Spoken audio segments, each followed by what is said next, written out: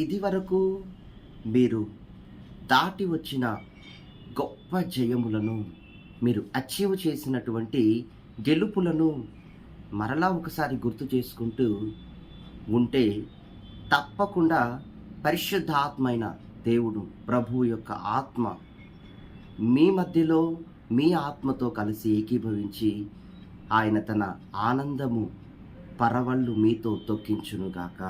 ఆత్మయందు మరోసారి మీరు పరవశం నొందుదురుగాక.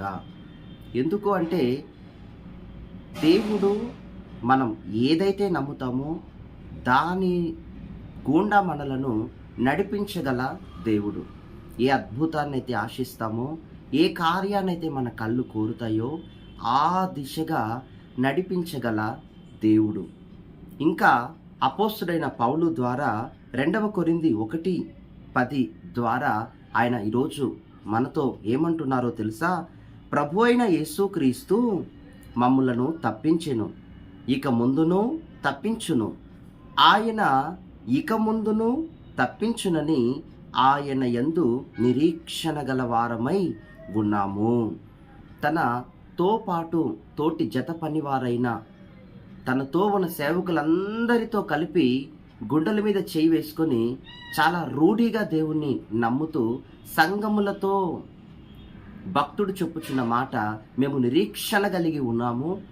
ఇంతకు ముందు ప్రభు మమ్మలను తప్పించాడు, ఇప్పుడు తప్పించుచున్నాడు, ఇక ముందును తప్పించబోతూ ఉన్నాడు. ఆమేన్. ఈ విశ్వాసం మీలోకి రావాలి.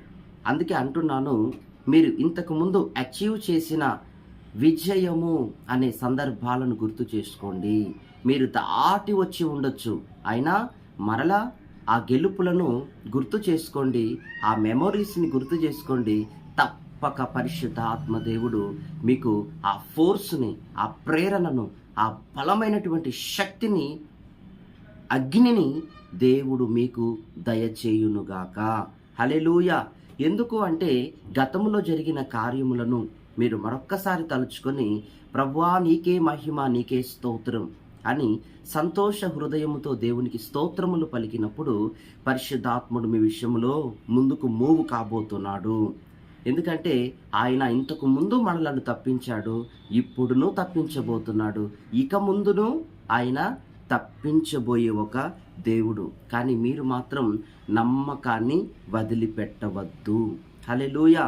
దేవుడు ఎన్నో ఎన్నో ఎన్నో వాటి నుండి నిన్ను నన్ను విడిపించాడు. దేవుని బిడ్డ, సాతాను ఉరి నుండి ఆయన మనల్ని విడిపించాడు.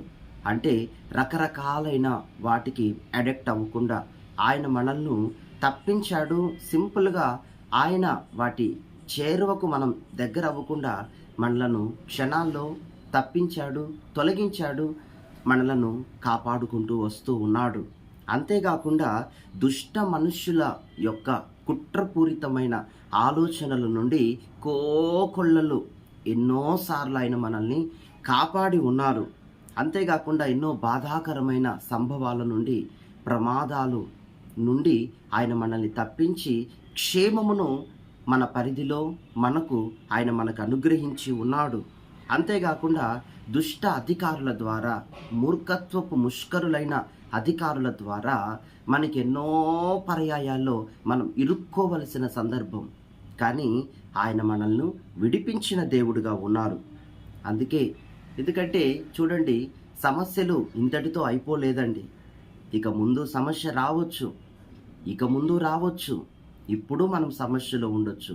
కానీ అన్ని పరిస్థితుల్లో మనం దేవుని పట్ల సంతోషముతో కృతజ్ఞతలు తెలిపినప్పుడు దేవునికి, అంతేగాక దేవుని దృష్టిలో మనం ఈ నమ్మకాన్ని విడిచిపెట్టకుండా ఉండినప్పుడు, గంభీరంగా దృఢంగా విశ్వాసములో మనం ముందుకు నడిచినప్పుడు సుస్థిరమైనటువంటి కార్యాలు మన పక్షంగా ప్రభు చెయ్యబోతున్నాడు. ఆయన అంటున్నాడు, ప్రస్తుతం మీరు ఉన్న వాటి నుండి కూడా నేను తప్పించబోతూ ఉన్నాను.